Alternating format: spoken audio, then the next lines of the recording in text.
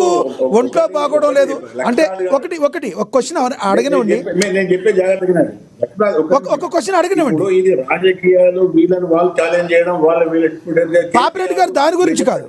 పాపిరెడ్డి గారు, కేటీఆర్ గారు మాకు అసెంబ్లీకి వస్తే మైకులు ఎరగొడతారని కేటీఆర్ అంటున్నారు.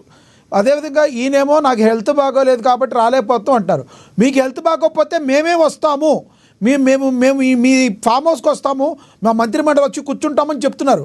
దీన్ని యాక్సెప్ట్ చేయొచ్చు కదా బీఆర్ఎస్ పార్టీ? ఇప్పుడు ఇవన్నీ కూడా రాజకీయంగా జనాలను వాళ్ళ దృష్టిని మళ్లించడానికి ఆయా రాజకీయ పార్టీలు విజయవంతంగా పనిచేస్తున్నారు. ఒక టీఆర్ఎస్ అధికారంగా పనిచేస్తున్నది, పనిచేస్తుంది, అవి చేస్తున్నది. కానీ ఎవరి దగ్గరికి పోరు, ఆయన ఎరవెలికి పోడు, ఈయన అసెంబ్లీకి రాడు. అసెంబ్లీ సమావేశాలు ఉన్నప్పుడు ఏదో మాట్లాడితే అయిపోతుంది. కానీ ఇవన్నీ కూడా ఊరికే ఛాలెంజ్లు పెట్టి జనాలను అటు మభ్య పెట్టడం తప్ప ఏ ఛాలెంజ్లు కూడా వెళ్ళరు అంటే ఓకే. పాపిరెడ్డి గారు రేవంత్ రెడ్డి గారు మీరు వెళ్ళరు అంటున్నారు, ఓకే. ఆయన అసెంబ్లీకి ఎందుకు రాడు? ప్రజలు అవకాశం ఇచ్చారు అసెంబ్లీకి రమ్మని, మేము మైకిల్ కట్ చేయము మీకు ఇస్తామని చెప్తున్నారు కదా. మరి దాటవేడ ధోరణిగా చూసుకోవచ్చా దీన్ని? బీఆర్ఎస్ 2-4 ధోరణి అనుకోవచ్చా? ఒకటి నేను ఒక విశ్లేషకుగా మాట్లాడుతున్నా. నేను బీఆర్ఎస్ కేసీఆర్ తరఫున మాట్లాడడం లేదు, వాళ్ళకు సంబంధం లేదు. కానీ ఒక విషయం ఏంటంటే ఇవన్నీ కూడా కేవలం మామూలుగా మాటలు, అన్ని మాటల యుద్ధాలే.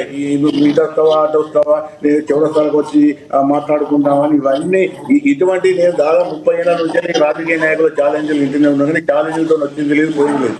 కానీ ఒక విషయం ఏంటంటే, అసలు విషయం ఏంటంటే కృష్ణా జలాలలో మన రైతులకు మనకు ఏ విధంగా ఉపయోగించుకోవడానికి మనకున్న అవకాశాలు ఏమిటి, గోదావరి వాటిని కూడా పూర్తి గరిష్ట స్థాయిలో మన పొలాలకు, మన రైతులకు వాటి మీద కాన్సన్ట్రేట్ చేస్తే బాగుంటుంది. కానీ రాజకీయ నాయకులు నువ్వు తప్పు చేసిన, ఇప్పుడు నేను చెప్తా ఉదాహరణకు పులిచింతల కట్టాను. పులిచింతల ఇదే కాంగ్రెస్ పార్టీ గురించి చెప్తా. పులిచింతల కట్టినప్పుడు తెలుగుదేశం పార్టీ ఉన్నప్పుడు పులిచింతల ప్రాజెక్ట్ మొదలు పెడితే ఇదే కోమటిరెడ్డి వెంకరెడ్డి పోయి ఆ సర్వే చేసి అవన్నీ కూడా దళితులు చేసి కొట్టేలా కొడితే ఆయన కోమటిరెడ్డి వెంకరెడ్డి మీద కూడా కేసు కూడా. ఆయన తర్వాత మళ్ళీ వైఎస్ఆర్ వచ్చిన తర్వాత వైఎస్ఆర్ పులిచింతల కట్టిండు. అప్పుడు ఈయన కోమటిరెడ్డి వెంకరెడ్డి గారు మంత్రి, ఎవ్వరే మాట్లాడలేదు. అదే వైఎస్ఆర్ అక్కడ ఏది మన పోతిరెడ్డి రెగ్యులేటరీ ప్లాంట్ నుంచి 40,000 టీఎంసీల మేము తెలంగాణ వాదులుగా వెంకటస్వామి కూడా తెలుసు, మేము మాట్లాడినాం. తెలంగాణ వాదులుగా తెలంగాణకు అన్యాయం జరుగుతున్నది, పోతిరెడ్డి రెగ్యులేటరీ ప్లాంట్ నుంచి పెద్ద 40,000 క్యూసెక్ల నీళ్ళని తీసుకుపోతున్నాను. కానీ ఏ రాజకీయ పార్టీని మాట్లాడలేదు, ఏ రాజకీయ నాయకులు మాట్లాడి అన్ని కూడా నేను చెప్తాను. ఇప్పటికి కూడా కాంగ్రెస్ వాళ్ళు కానీ టీఆర్ఎస్ వాళ్ళు కానీ ఇప్పటికి కూడా జనాల చెవుల పూలు పెడుతున్నారు, వీళ్ళు వాడు వెళ్తున్నారు, వాడు వెళ్తున్నారు. ఇలా వచ్చేది ఏం లేదు. అసలు విషయం ఏంటంటే వాళ్ళేమో తెలివిగా ఆంధ్ర వాళ్ళు నీళ్ళ విలువ తెలుసు కాబట్టి వాళ్ళు ఆంధ్రప్రదేశ్ ఉన్నప్పుడు నీళ్ళని కొలగొట్టారు. ఆంధ్రప్రదేశ్ తెలంగాణ ఏర్పడ్డ 10 ఏళ్ల తర్వాత కూడా అదే విధంగా నీళ్ళ దోపిడీ, నీళ్ళని కొలగొడుతున్నారు. ఇక్కడి వరకు కూడా ఆంధ్ర నాయకత్వం ఉన్న సోయి తెలివి, వాళ్ళకున్న దురదృష్టి తెలంగాణ నాయకత్వం అంటే అన్ని పార్టీలు వస్తాయి. ఎవడు వాడు వీడానికి ప్రతి ఒక్కరు కూడా వస్తాడు. తెలంగాణ నాయకులు అందరూ కూడా నా ఉద్దేశంలో అంతకుముందు ఉమ్మడి ఆంధ్రప్రదేశ్ రాష్ట్రంలో విఫలమయ్యారు.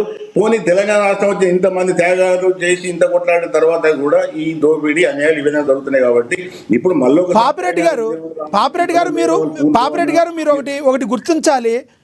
ఆంధ్రప్రదేశ్ ఉమ్మడిగా ఉన్నప్పుడు జరిగింది, ఆంధ్ర వాళ్ళు దోచుకున్నారంటే ఒక అర్థం ఉంది.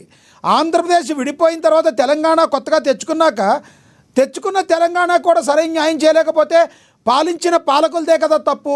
దానిలో మేజర్ పార్ట్ ఎవరు పాలించారో వాళ్ళని ధైర్యంగా మీరు చెప్పాలి కదా. లక్ష్మీనాథ్ గారు అదే చెప్తున్నా. ఇప్పటికి కూడా ఆంధ్ర రాష్ట్రం, తెలంగాణ రాష్ట్రం ఏర్పడ్డ తర్వాత కూడా ఆంధ్ర డీప్ స్టేట్ ఒక వర్డ్ ఉంటుంది. రాజకీయ నాయకులకు, రాజకీయ వర్గాల వరకు ఈ వర్డ్ తరచుగా వింటుంటారు. ఇప్పటికి కూడా ఆంధ్ర డీప్ స్టేట్ తెలంగాణలో చాలా పవర్ఫుల్ గా నడుస్తున్నది. టీఆర్ఎస్ ప్రభుత్వంలో అది పనిచేసింది. ఇప్పుడు అంతకన్నా ఎక్కువ రేవంత్ రెడ్డి గారి ప్రభుత్వం కూడా పనిచేస్తున్నది. ఆ డీప్ స్టేట్ తెలంగాణ మీద ప్రభావం ఉన్నంతసేపు తెలంగాణ వనరులు కానీ, తెలంగాణ ప్రయోజనాలు కానీ, తెలంగాణ పాలకులు కాపాడే పరిస్థితి లేదు. ఆ డీప్ స్టేట్ ఎదుర్కోవడానికి నా ఓటు